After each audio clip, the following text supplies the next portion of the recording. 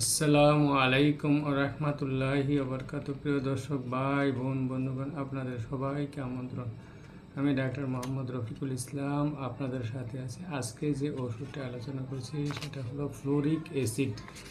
Fluoric acid এক প্রকার পাথর চূর্ণ গন্ধক দ্রাবক সহযোগে রাসায়নিক কোনো প্রকার প্রক্রিয়ার দ্বারা এই ওষুধ প্রস্তুত করা হয়। হাড়ের ক্ষত, বিশেষত হিউমার, ফিমার, অলনা, টিবিয়া অর্থাৎ হাতে পায়ের সমস্ত লম্বা অস্থির ও টেম্পোরাল কপালের অস্থির ক্ষত, তাহা হইতে হাজাকারক পাতলা রস নিশ্চিত হইতে থাকিলে ইহার দ্বারা প্রভূত উপকার হয়। এতদিন দাঁতের মাড়ির ও চক্ষুর শুষ্কায়ের হইয়া প্রায় ইহাই একমাত্র ঔষধ। ফ্লোরিক অ্যাসিডের ক্ষতে যন্ত্রণা, ঠান্ডা প্রয়োগে যন্ত্রণার উপশম, সাইলেসিয়া ঠান্ডা যন্ত্রণার বৃদ্ধি, উপদংশন জনিত প্রায় সকল প্রকার অস্থি ক্ষতে ইহা উপকারী।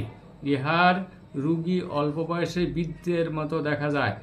রোগী অক্লান্ত পরিশ্রম করিতে পারে, গ্রীষ্মের বা শীতে একটু কাতর হয় না। চক্ষুর ছানিতে থিওসিনামিনার ও ক্যালকেরিয়া ব্যবহার করিয়া দেখিবেন, উপকার পাবেন। আশা করি লক্ষণের সাথে ঔষধের লক্ষণ মিলিয়ে আপনি ঔষধ সেবন করলে উপকৃত হবেন। দন্তের পীড়া, দন্তের মাড়িতে প্রথমে স্ফোটক হইয়া ক্রমশ ফিস্চুলার শুষ্কায়ে পরিণত এবং আরোগ্য না হইয়া ক্রমশ দন্তের গোড়ায় অস্থি আদি আক্রান্ত কেরিজ হয়। পুজে অত্যন্ত দুর্গন্ধ ও মুখ দিয়া পচা গন্ধ বাহির। এই পীড়ায় ধৈর্য সহকারে অন্তত 2-3 মাস এই ঔষধ সেবন করিলে আবশ্যক।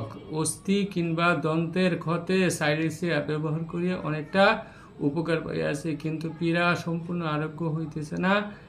এইরূপ স্থলে সাইলেসিয়ার পর ফ্লোরিক অ্যাসিড প্রয়োগ করলে অনেক উপকার হইতে পারে।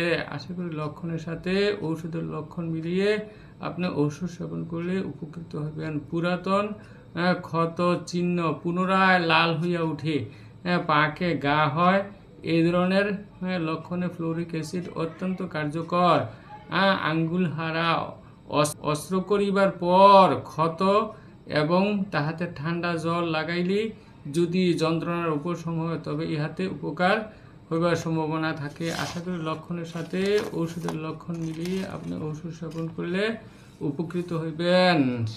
শিরাস্ফীতি, হেমামালিসের মতো ইহাতেও শিরাস্ফীতি, ভেরিকোস পীড়া আরোগ্য হয়। হেমামালিস বাহ্য ও আভ্যন্তরিক উভয় প্রকারই উপকারী। শিরাস্ফীতি নতুন হইলে হেমামালিস এবং পুরাতন হইলে ফ্লোরিক অ্যাসিড উপকারী। আশা করি লক্ষণের সাথে ঔষধের লক্ষণ মিলিয়ে আপনি ঔষধ সেবন করলে উপকৃত হইবেন। বেদনা, দক্ষিণ স্কন্দ সন্ধির বেদনা উপর হইতে অঙ্গুলি পর্যন্ত পরিচালিত হয়। বাম তর্জনী কিংবা সমস্ত অঙ্গুলির বেদনায় ও প্রদাহে অ্যাসিড ফ্লোর অত্যন্ত কার্যকরী।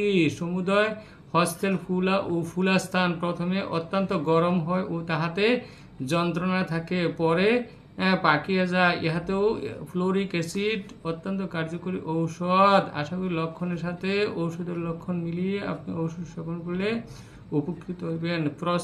প্রস্রাব করিবার সময় ও প্রস্রাবের পর মূত্রনলীর মধ্যে আগুনের মতো জ্বালাপোড়ার বা এই জ্বালাপোড়া ক্যান্থারিজ ও পাওয়া যায়, কিন্তু স্টেফিসেক্রিয়া অন্য সময় জ্বালাপোড়া থাকে। এ ধরনের লক্ষণে অত্যন্ত কার্যকরী ঔষধ স্টেফিসেক্রিয়া। আশা করি লক্ষণের সাথে ঔষধের লক্ষণ মিলিয়ে আপনি ওষুধ সেবন করলে উপকৃত হইবেন।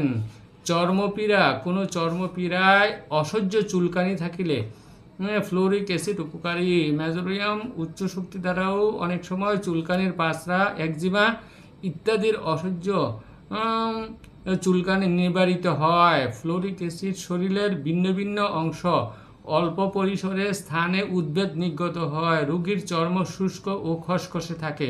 আশা করি লক্ষণের সাথে ঔষধের লক্ষণ মিলিয়ে আপনি ঔষধ সেবন করলে উপকৃত হইবেন।